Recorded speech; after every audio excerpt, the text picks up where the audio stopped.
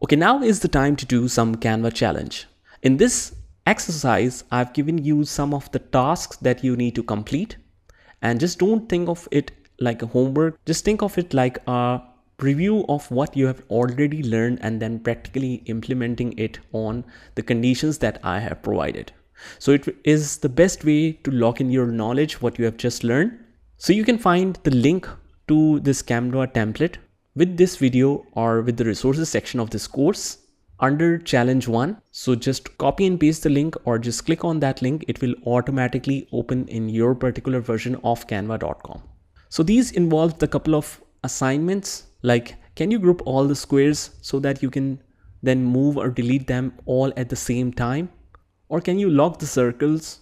Can you move it on the spaces? So all of these we have already learned that. Just use the link to open up this template, read the requirements and do it by yourself, and then consult your answers and match it with the solutions I provided in the next video.